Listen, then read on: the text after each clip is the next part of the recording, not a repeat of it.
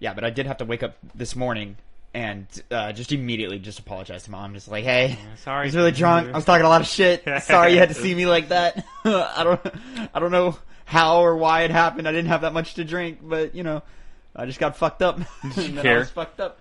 Huh? Did she care? Was she insulted by the words Not of Tavin? really. No, definitely not. She didn't give a fuck. But no, I just found it really funny. I really don't know how that happened. I have no idea. I didn't have that much to drink. I mean, you did the pregame. Fucking gone, huh? You did the pregame, then you did the bar. Not really? Y'all went way harder at the pregame than me. I did the least. You gotta eat more, I guess. I just gotta eat more. That's really it. I had a pizza. I got myself. I had a slice, and then 2 little homemade tacos earlier in the day. So yeah, I guess I hadn't eaten that much. I should have eaten more. Yeah. But I got this stomach issue going on, man. It's gross. Oh yeah, you're right. Yeah, it's that's the problem. That's what's holding me back right now. But you know what's not holding me back, Connor? What's that? Say it. I don't have anything. I was gonna say these YouTube views, but the views are fine. They are what they've always been. Anyways, Connor, let's drop some sense on them. Welcome back, everybody, to the 2 Penny Gamescast. What's poppin', players? I am your host, Tavin Bothel, here with my good friend and co-host Connor Elliott. Say hello to the people, Connor. Hello. And if you didn't know, you can get this show every Monday, 8 a.m., youtube.com/2pennygamescast, or mainstream podcast services of your choice, Spotify, SoundCloud, Apple Podcasts, Google Podcasts. We out here. Give us a like, give us a follow, give us a subscribe, a comment, whatever you like, man. Share it around to your friends. It's a good time, and we would appreciate it. Also, this show, me and Connor come to you every week with the new news that you need to know concerning video game industry shit.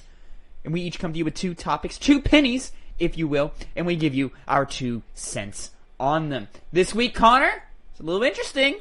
Little interesting. We got some business going on, Yeah, Connor. none of these stories involve video games. They're lame. Boring. One of them this. involves a video game. Yeah, I guess, but why do we even do it? I mean, it's general video game shit, though. Twitch. Hey, Twitch and the music industry strike a deal, but it's not great, says Kotaku author Luke Plunkett. Give me just a second. I gotta write down my time code. You're remembering it this time. Sometimes I'm bad at the time codes, and this time I gotta write it down. Anyways, Twitch and music industry strike a deal, but it's not great. Last year, a music industry crackdown on streaming site Twitch resulted in copyright strikes and a mass deletion of videos. As the Nation Music Publishers Association sought to cut down on streamers playing licensed music, Twitch has now made a deal with the NMPA, but for streamers, it's not exactly a game changer. As the Washington Post reports, earlier today, an email went out to streamers explaining the terms of the deal and what it would mean for them and their use of music. It's not much of an improvement. Emphasis mine, he says, Luke.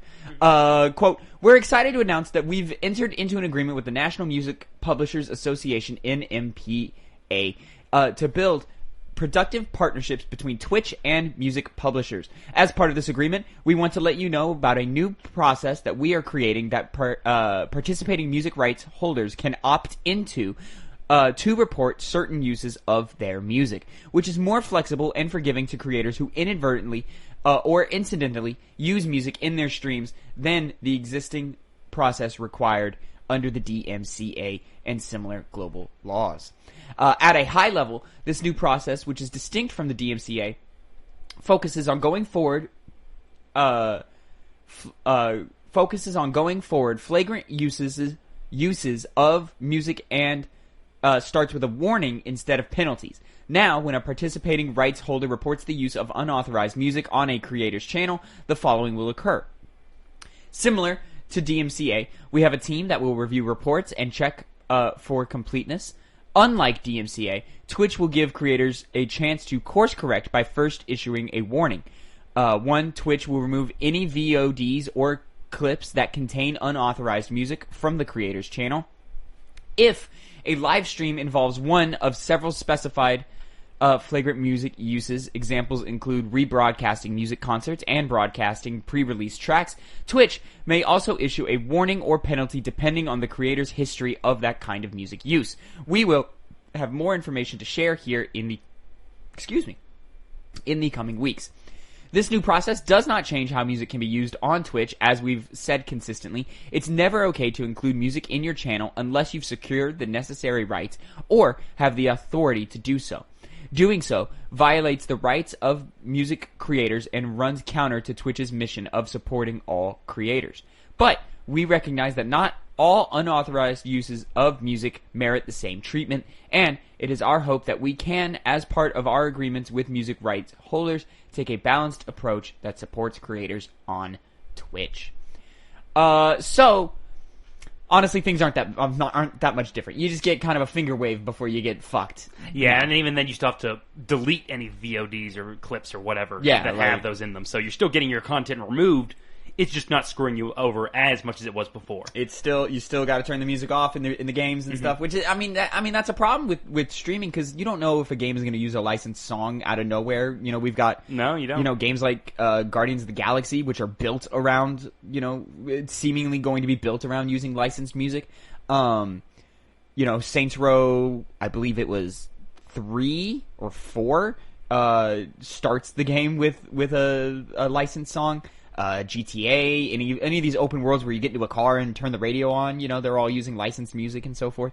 So it's really a really big issue. We've seen some game creators even and game developers trying to circumnavigate it and creating a DMCA friendly version of their game where they only used like OST music instead of licensed music, or this, that, and the third, to varying degrees of success. Ironically, Cyberpunk 2077 I think did it very well.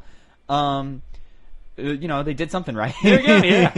Friendly to Twitch streamers. Good on them. But then like other games, like currently my understanding is there's a scene in the new Life is Strange game. Life is Strange Colors or something colors. The empathy one. Yeah, the empathy one. Where there's a scene where two characters are like they're like imagining like they're rocking out or whatever, and so like an actual song plays, but if you turn on the DMCA friendly version of that, it's just them like mimicking guitar, like, but they're not making any of the sounds for like it's just them like grunting as they're like jumping around and like the sounds of like their feet hitting the ground, and there's just nothing else. There's no like talking or singing or even like music instrumentation at all, and it's the most awkward clip I've ever seen in my life. You know what reminds me of on Twitch? Remember Metallica did like some live concert and they cut off the music and there was just some random jingle that was playing. They couldn't even play Metallica's own music because it violates their licensing agreement. Oh, and then they were playing on Twitch? Yeah, but they got fucked? They got fucked in the sense you just couldn't hear what they were playing. Yeah. It's just some like elevator music. Yeah. The equivalent of that, because they couldn't play the actual song. That's actually hilarious. Yeah. I mean, this is a thing with artists have said many times that they come into issue playing their own music because of this very reason. Mm-hmm. So, I mean, cool that like now, we're taking steps to improve the whole process, but the issue is that there's still no real flexibility on the creator side with any of this, especially when music is so necessary to this medium. It really does matter. This is, at the end of the day, just a half measure to the full measure of getting rid of licensed songs. The elimination of that entire process. You can just play whatever you want. That's the real way to do things. Yeah, but like sometimes it's cool when Thunderstruck comes on in your game at the perfect moment, or something. Mm-hmm. You know what I mean? Sometimes I want to, hop into the car in GTA and America's Most Wanted is playing, and I'm like, fuck yeah, man, some Tupac and some fucking Snoop Dogg, hell yeah, let's go, like, let's go rob somebody. Well, hopefully, I can't stream that. You can't do that. You can hear it in the game, but you can't stream it. I turn the game music off anyway. Oh, you do? Yeah, I get tired of hearing the same 3 songs really? over and over. In general, you do? Yeah. Okay. Not the music for like GTA and stuff. I'll turn like the car radio music down. Ah, okay. You see what I'm saying? Yeah. Never mind. Anyways, that was my first penny, by the way. Moving on to our second topic of the day. Connor, your first penny. Mm-hmm. Very exciting stuff. Not really, though. Kind of an update on our Activision Blizzard situation that we've had for the last couple of weeks. Activision Blizzard CEO and others subpoenaed by SEC in investigation. This is a Screen Rant article we're pulling by Cade Onder. A report reveals game publisher Activision Blizzard is being investigated by the SEC and that CEO Bobby Kotick and other executives have been subpoenaed. The federal agency is reportedly looking into how sexual misconduct and workplace discrimination allegations at the company. The SEC is a federal government agency largely used to enforce the law against market manipulation, so its involvement would seemingly be an escalation following a July lawsuit filed against Activision by California DFEH. Okay, and then that's more on like all the other stuff. But yeah, so federal government's in on this now, man. Now we're in trouble. Yeah, well, we're not in trouble. We're kind of. We could be. We could be. We could be depending on how drastic, the repercussions of this become. The company as a whole. The whole reason we have our own rating system as games is because we didn't want the government involved, and Mortal Kombat was pushing, the envelope, and so now we have the ESRB, which isn't a government funded thing. The last time the government got involved was during the whole microtransaction fiasco started by Battlefront 2. So I mean, this a little more serious than that. Yes, all around more serious than that. And definitely, probably some criminal charges do need to be dropped on some people, but we'll see if it ever happens. But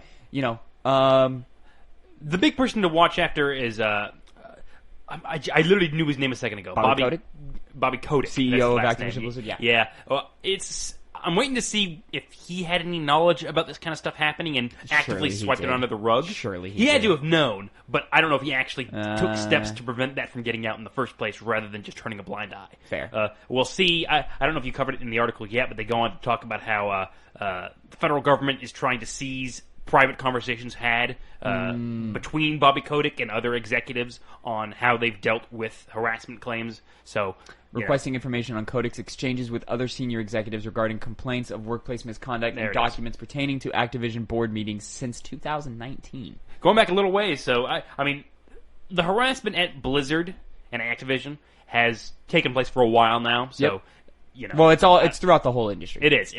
So it's a sick shit that we got to deal with. I don't know how much information they'll get from that, if they get any at all. Right. Hopefully they do. But man, I want to see what happens with them, because they need to get something coming to them. Exactly. No, 100%. But more wait and see. And, government's always messy. Yeah. Government is always messy. We're getting a lot of updates on these kinds of stories, though. Lots of updates. This is an important story, and we're going to continue covering it here at the YouTube.com/2Penny Gamescast. By the way, because I forgot to drop it in the beginning of the show, you can watch us play live over at twitch.tv/2Penny Games. Come watch me play Jack 2 for the first time. I'm having a fantastic time. Just a great time. Come watch me play that game.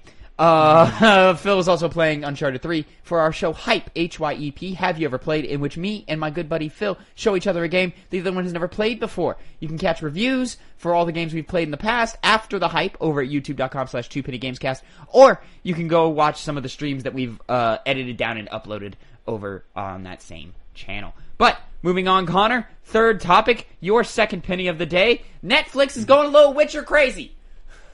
It's too much, I would say. Yeah. It's a little much. As a fan of The Witcher's not this interesting. But anyways, we're pulling a Games Radar article by Jack Shepard. Netflix announces The Witcher Season 3, new Witcher anime movie, and a family-oriented series.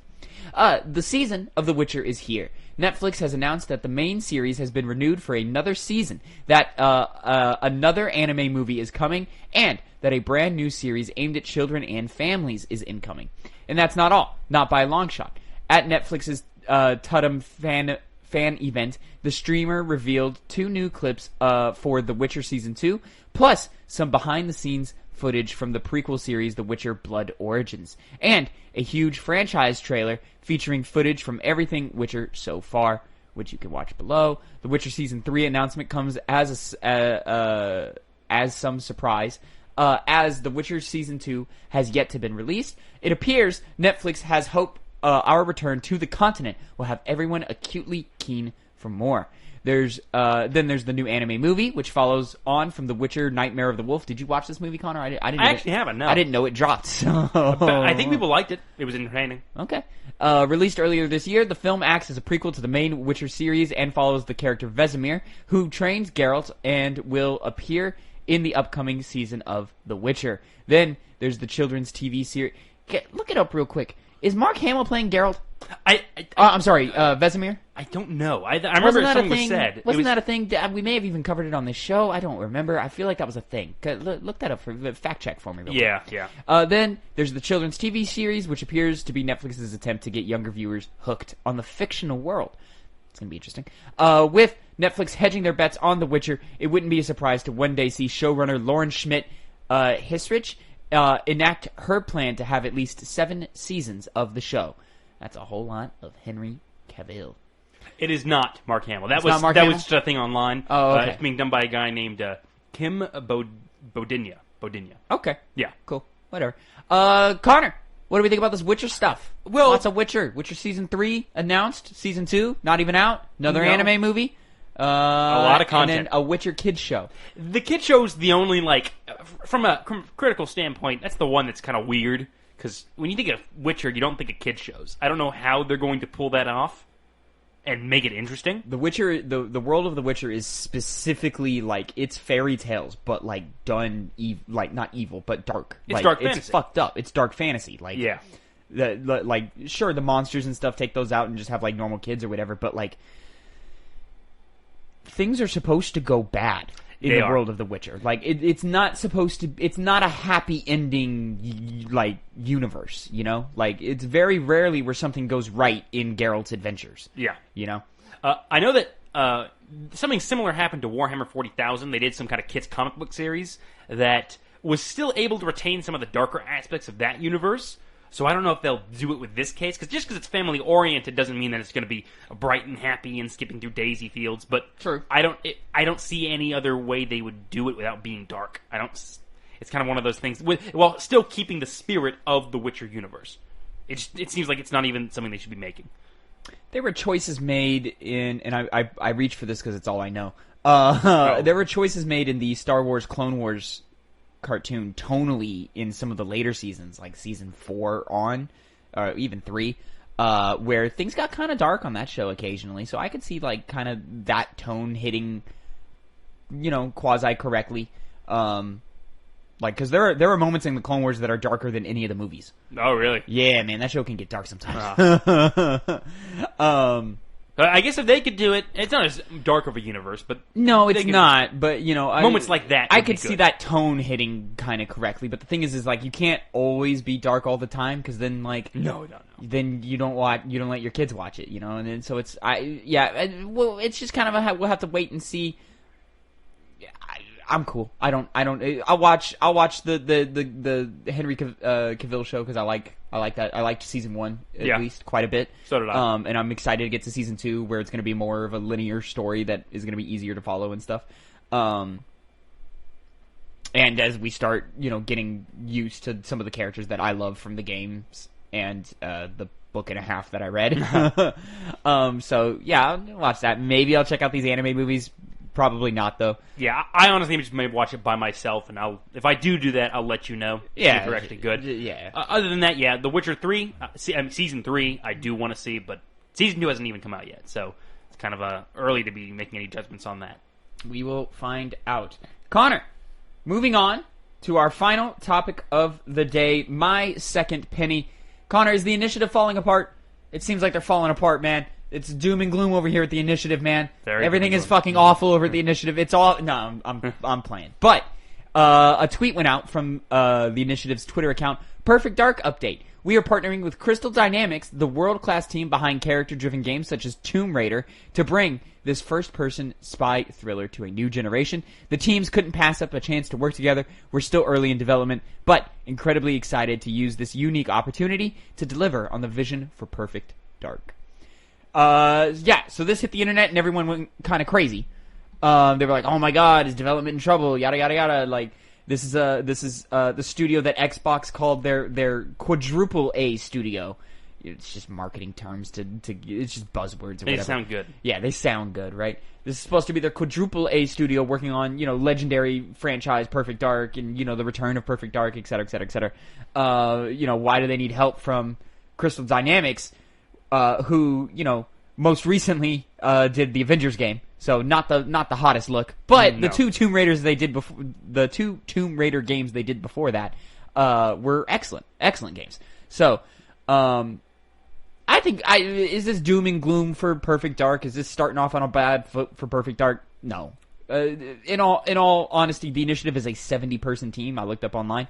They've only got 70 people on that team. It's a small team, well, relatively small team, bigger than most indie studios, but smaller than most big ass AAA. Like they're smaller than 343. They're smaller than the Naughty Dogs or the Santa Monicas, and the CD Projekt Reds, et cetera. This doesn't bother me. This is probably mostly just asset formation. Most of the actual gameplay is still probably going to be done by the initiative and stuff. Yeah, before you call, in any sense, any instance, I should say, for a game to have some kind of rough development, you have to wait a lot longer than this. You have to have... well, let's see where the game is at first. Exactly. Something like Beyond Good and Evil 2, Yeah. that game is a good example of development hell. They released a trailer, they did some kind of gameplay demo thing that was clearly, not done. They had a lot of work to do, and then we haven't heard anything since. And I think there was a story that broke Connor, saying there was something you can bad. even go further back with that example in particular. That game got announced almost a decade ago, and then got re-announced 4 years ago. Whatever that weird E3 was, where they were like, "Hey, get involved with the development as the consumer," and we're like, "What is this a game? You've shown me 2 cinematic trailers, and then a weird." I think it was just in-engine footage. It was, yeah. Yeah, it was blimps falling incomplete around. stuff. Yeah, It so was obviously early stuff. yeah, And so clearly that game, who knows? This one, it got announced at the Game Awards this last Game Awards, or was it the year before was that? it even the game? Yeah, it was the Game Awards. It was the Yeah, Game Awards. So it was last Game I want to Awards. say it was this last Game Awards. It was. I know it was. I thought it was for some reason E3 this year. Yeah, I couldn't recall. But for anybody who's excited for Perfect Dark, you can still be excited for Perfect Dark. There's no need for caution here. This is mostly just, okay, they just need more hands, so they're partnering with Crystal Dynamics to get more hands. And by the way, whether you like Avengers or not, their environments are beautiful. So if it's just asset creation, Perfect Dark's probably going to look great. Yeah, and Crystal Dynamics isn't. I saw some people criticizing that they're even dealing with Perfect Dark in the first place because of games like Avengers, and they haven't really had a bad track record overall. They made the Legacy of Kain series as well. Yep. And those new Tomb Raider games. Yeah. I played the first one. I know you did all 3. Did you do all 3? I did not. I played the first 2. Okay, but the second one was still also Second one good. is one of the best Uncharted games I've ever played in my life. There you go. So it's they have enough goodwill to not think that they're going to mess this up in some way. Yeah. It's probably fun. Listen, Crystal Dynamics is talented, man. Did they fumble with Avengers a little bit? But that game is a game. It's a tale of 2 games. That the Avengers struggled to at least at launch struggled to figure out if it was actually a games of service game or if it was your classic single player action adventure game.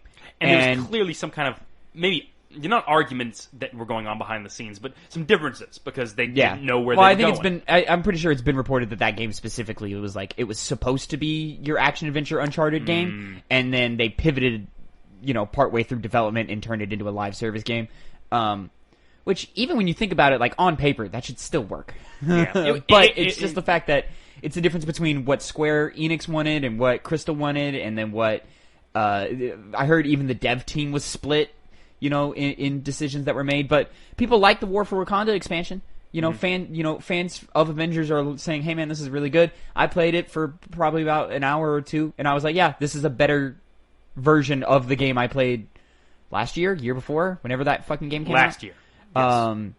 Yeah. So War for Wakanda is an improvement, but it's still just not. It's not exactly the game I want to be playing. It doesn't feel as perfect as I want it to feel, but it was still fun to play. So yeah, Crystal Dynamics is a talented team, man. Those first 2 Tomb Raider games were excellent.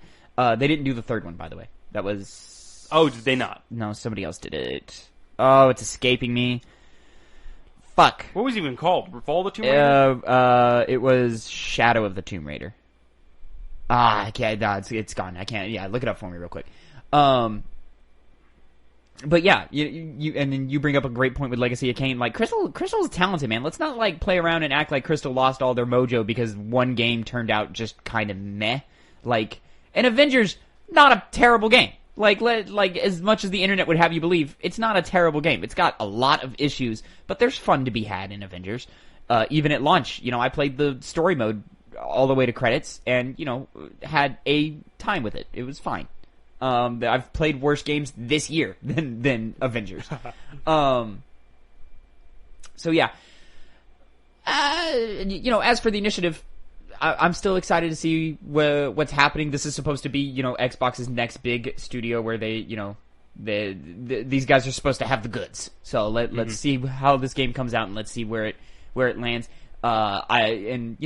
As someone who never played the original Perfect Dark, and I'm not going to bother myself to go back and play to play some old antiquated first-person shooter, I'm excited to be introduced to the world of Perfect Dark through the Initiative's game here. By the way, that Shadow of the Tomb Raider was Eidos Montreal. Eidos Montreal. I knew that. Yeah, Crystal Dynamics seemed to help with the game as well. Eidos is doing what now? What are they doing? Eidos is doing... Oh, it's on the tip of my tongue. They're not doing the Guardians game, are they? They are doing the Guardians game. They're doing the Guardians game? Marvel's Guardian of the Galaxy. Yep. Oh, okay. When does that come out again? October 26th, 24th, 2027? Okay. So literally a month. Yeah, we're about a month out from that game. Yeah. I'm moderately excited for that. I'll play it. It'll be fun. Speaking of playing games, Connor, let's go ahead and cap off our little show here with what we've been playing.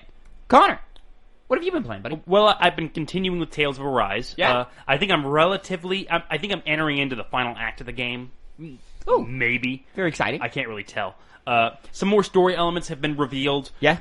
Interesting. The story isn't out there, exceptional, but it's still an entertaining story. It's good. Yeah, okay. yeah. How are the characters? The characters are good? The characters are pretty good, too. It's a fun game, for the most part, in terms of those aspects of it. Because sometimes the writing can be a little bit... sometimes there's a weird line that anime can cross, for example, where the dialogue just didn't become nonsensical. I know it well through my adventure through Star Wars Visions, the new Disney Plus vignette. Yes. The short. What are they called? Short movies. Short. What is it called? Anthology series. It's an anthology series, but what is it called when you're a shorter movie? You're a small movie.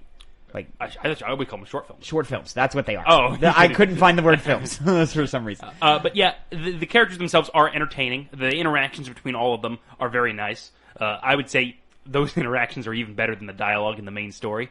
Main story's not, the dialogue's not always bad. It just sometimes can fall into being very anime. And this is coming from an anime fan. What's written better, this game or Final Fantasy VII Remake? Oh, Final Fantasy VII Remake, I would say. Oh, okay, because I would say Final Fantasy VII Remake is, dialogue-wise, is not a very well-written game. Well, there you go. Maybe I think it's fine. It's effective enough. If you pick up Tales of Arise ever, maybe instead of Death Stranding. I bought it's on, it's sitting on the And console, you were telling Connor. me last night. It's sitting on the console. And you were telling me last night, I might just play Death Stranding I just want to go deliver some packages. You know what I saw on Twitter today? What did you say? Someone said the DualSense was created for Hideo Kojima games. And I totally didn't even think about that. This is a PS5 version of Death Stranding. That motherfucker did something with the DualSense. Is he playing with the vibration controllers or the vibration motors? What is he doing? Is that how you balance? No, you balance with the triggers in that game. Oh, okay. No, that probably wouldn't be the best system if they relied on the motion control. Well, like, is it like do my triggers, like, if I'm standing on an incline, do the triggers like have different levels of like sensitivity to them? Like if the incline is going from my orientation from like my right to the left, does that mean it's easier to pull on the left trigger than it is the right trigger? You see what I'm saying? That's some shit fucking Kojima would do. That sounds like a lot of work to map out the geography of all your games. Anyways, I'm probably going too deep into it. It's probably not even that special. Yeah, but I'm not playing Death Stranding, Connor. You're playing. I'm playing Kena. Yeah. Bridge of Spirits. I was going to say it for you. Kena's good. I like Kena. I'm gonna see Kena through to the end. It's not mind blowing by any means. I don't think the combat is very super spectacular. Pretty Dark Souls influenced. The combat is. But there are a few things holding it back. Everything in the game in terms of control is animation based. So there are times where my inputs feel behind, or rather, like I put an input in, and the game is behind my inputs because it's still waiting on certain animations to finish. I see. Okay. I can see that being very annoying. It's a little unfortunate, but they do a good job of hiding it well. It's a very beautiful game. Probably the prettiest game I've played this year. Mm-hmm. Is that right? I'm trying to think of... Yeah. This is the prettiest game I've played this year. Kena as a character is compelling and charismatic enough to carry me through to the end. The story isn't very interesting, and it's not super present. It's more about just exploring the world and growing your little tribe of rots. They're called rots. What? Remember the little like fuzzy things in Club Penguin? Yes. Yeah. The like little like pet things. Like the rots are kind of like those. And you're just like, you're going through the world and you're collecting a bunch of rots, and it's like, I've got like 26 right now, or 27 or something like that. And it's all 20 of them are following me around the world. Oh, which is cute. Okay. And I can dress them up in little hats. I got little hats for them. I'm collecting hats. So some of them are wearing hats. Some of them are not, because I'm finding them faster than we're finding the hats. But it's very cute. It's a very cute game. And then you're using the rots in combat to help you out too. So like you can like command. It's all built off of a they call it like a confidence meter or something, because when the dark enemies or whatever invade and start attacking you, all the rots get scared. So you have to build up their courage by attacking the enemies and stuff, and then you can use them to do super moves, like super high damage moves, or you can use them to hold back enemies. So like they'll like hold them down so you can get like a good number of licks in on them. Or they're used to destroy like enemy spawners or stuff. And sort of like cleanse the world of darkness, like type stuff. It's a very cute game. It's a very cute game, and I do like the combat system. It's just not the best combat system I've ever played in my life. Which I remember when the was it unveiled during E3? I want to say. No, this was a PlayStation showcase. Okay. Game. One of the I want to say PS5 reveal event. Okay, so that was the only time I ever saw anything from that game. Was that game? That event, yeah. So I remember you saying... Well, they've been pretty light on showing gameplay up to release. Like, it was a moment where I was like, is this game not going to be that great? And then reviews came out and they were solid. And I was like, okay, yeah, cool. Mm-hmm. Is it I couldn't get it from when I was watching that the presentation. Mm-hmm. Is it a heavy puzzle game as well? There are puzzles in this game. They're all pretty simple, though. Okay, it's more just like you're transitioning from one place to another. It's a lot of like figure out where to put this rock, and then you go and you put the rock down, and you go, oh, okay, yeah, cool, I put the rock down. Mm-hmm. And yeah, it's real simple stuff, but it's that fine line where you go, all right, how do I solve? Oh, okay, that's it. Okay, do that. And it's just real quick. There's never a moment where I'm like, fuck, man, what the fuck do I do? I don't understand what they're trying to get me to do. It's never any of that. It's pretty simple puzzles. Like, there were more complicated puzzles in Uncharted. Oh, damn. Yeah, not complicated at all. And those are not very complicated. So Kena, solid game, worth your time to play. I think, our buddy Phil, who, co-hosts Hype with me over at twitch.tv/2pennygames, right up his alley. I think he would enjoy this game a lot. I told him when he does play it with his girlfriend, because this game is a Pixar movie. But heavily inspired, obviously. Heavily inspired, and it's beautiful and adorable and cute, and every time one of the little rot creatures does something, I go, oh, look at you. Look at this little guy, And are they green? Are they green like forest spirits? They're black. Oh, okay. They're black. They got like little green, like, leaf, like, things on the top of their head, but yeah, they're black and they're furry, and they're just the cutest little things, man. I love the rats. And I love that I've just got this tribe of rots following me everywhere I go. It's fucking great. If you go and swim in water, they'll swim with you and stuff. They're just like a little herd of little guys. And I'm like, oh, look at my little guys doing stuff. That must be weird to watch, considering that they're all just there all the time, just right behind you. 25 of them? They teleport around and stuff. Okay. Yeah, so they're not like constantly there. Yeah, you'll go through an area. They'll be like sitting on top of a rock or something, or they'll be hanging out waiting for you. Like there's like a specific rot that just sits on your shoulder. Okay, the whole game. He's like your navigation. He's like your Navi of the world. Like where he'll jump over and be like, "Hey, over here, there's something for you to pick up over here," and you go over there and you pick up the thing, and it's another rot, or it's a collectible, or it's something of value that you can use. You get a little currency. You buy more hats for your guys. You just collect all the hats. It's Hey guys, I want to put all my little guys in hats, man. They're so cute. Anyways, difficulty not too hard, but I have had a few but the game is not afraid to kind of whoop you a little bit. I'm playing on the normal difficulty. There was a moment where I was like, should I bump it up to hard? And then I encountered my first real boss fight, and it was kind of a challenge, and he killed me once or twice, and I was like, fuck. Oh. Let me keep it on normal, because if this is the first fight, it might get more complicated later. I'm going to say I'm 4 hours in. 4 or 5. I think it's a 15-hour experience or something like that. I figured it was a shorter game. Yeah. $40. So, absolutely worth $40 to play this game. Definitely, still one of the better games I've played this year. Probably going to land somewhere in my top 10. Probably on the lower side though. Mm-hmm. And then the combat, I said it was Dark Souls influenced. You've got your heavy and your strong attack, and you can parry, and you got your dodge rolls and stuff. But the parry system I don't think is very good.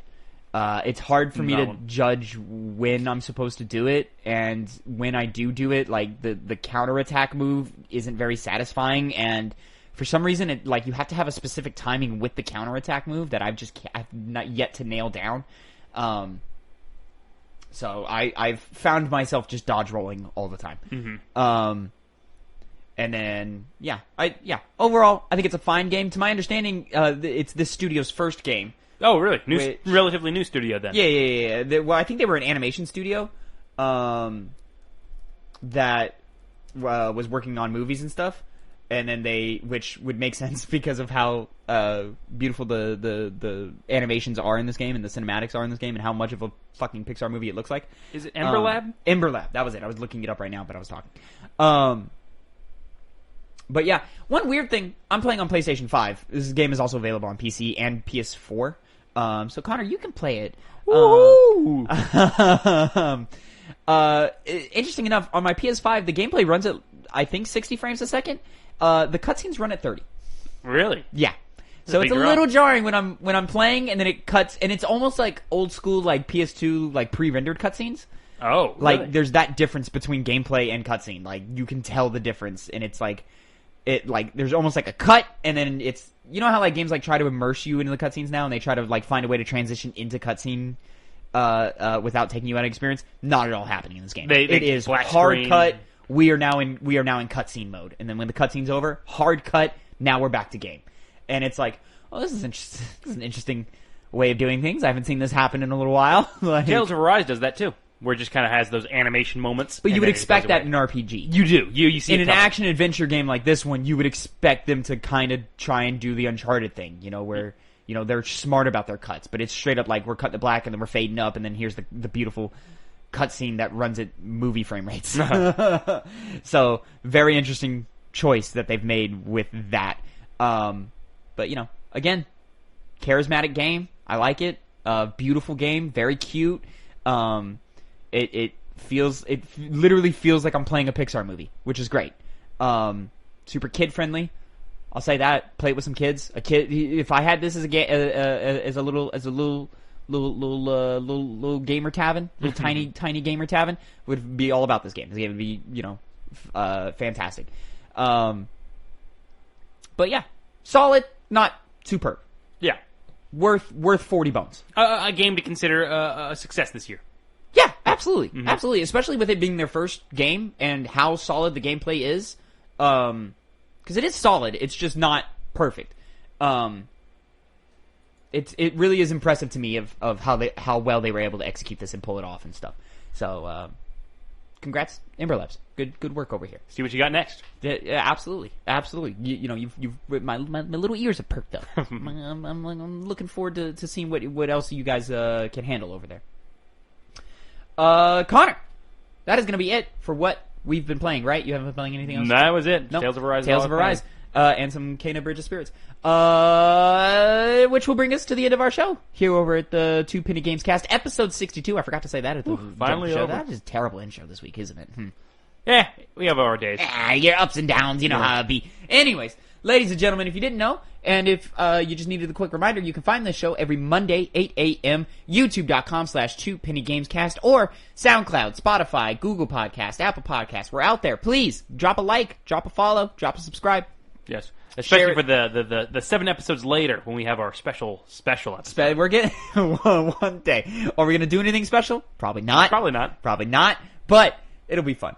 Is there a fucking... No. Okay. I was looking at my Mass Effect wallpaper. I thought there was something in the background, but it's totally not that at all. So, also, come watch us play live this week. Twitch.tv/2pennygames. We're jumping back into some Jak 2 and probably some Uncharted 3. He's getting close to the plane, Connor. That means nothing to me. What are you plane? talking about? Uncharted 3? Yeah, what are you talking about? Fuck you. I don't. You fucking There's nothing. dry sarcasm humor. It's not sarcasm. There's nothing that happens. There's no spoilers to be told. It's fine. He didn't seem to care for the ship. The ship. Yeah. I actually don't. The big cruise ship where the game spends 3 hours of wasting your time because they needed a filler level. God damn, I completely forgot about that. You don't remember the ship? I do not remember that You don't at all. remember Ramses? The bald British guy? No. The ship. Ramses is the pirate. He's a pirate. He goes, "It's me, Ramses." And then when he dies, he goes, "See you in hell, Habibi." I forgot all about that. It's not very important, bro. I'll be honest. It's transition scene. Transition action moment. Yeah, but lasts fucking like 2 or 3 hours. It's a very long moment. Huh. And it's got the game's worst combat arenas. I hate the shipyard. The shipyard's trash. And it's one of the reasons Uncharted 3 is, bottom tier Uncharted game. Mm-hmm. Bottom tier. Anyways, that's beside the point. Go watch us over at twitch.tv/2pennygames. We're getting close to the plane moment. That'll be fun and exciting. And I guess that's really it. All right. So until next week. I'll go ahead and say this now. October. So this week we're jumping back into Jak 2 and Uncharted 3. But if I do my math right here, Connor, this is the last Tuesday in September. October, we're doing all horror game themes throughout the month of October. Starting with some Until Dawn. Me and Phil are going to be passing the controller back and forth. Nice. Hey, neither of you played that game? No, I've seen a playthrough of it when it was popping, but I was 16 and broke, so yeah. I haven't played it for record. I didn't know if you guys had. You want to join us? Potentially. Wait and see. Figure out. Got to maybe do some scheduling stuff. But yeah. So we're doing that. We're starting with Until Dawn, and then we'll be moving around from there all throughout the month of October. Come and join us. It'll be fun. Little spooky time, and then we'll probably return to Jak 2 and fucking whatever. How long else is that game? It's not that it's long. It's that I'm not spending the whole day playing it because I'm gonna lose my mind if I do that. So we've only been playing Jak 2 and Uncharted 3 for about 3 hours apiece. Oh, okay. Every week. So we're getting there. I'm hopefully half-ish, maybe more than half-ish way through Jak 2. Sorry. Oh God. Anyways, come watch us. That was a bit of a downer ending. And until next week, everybody. And until next week, have a great rest of your week. And Connor, say goodbye to the people. Goodbye.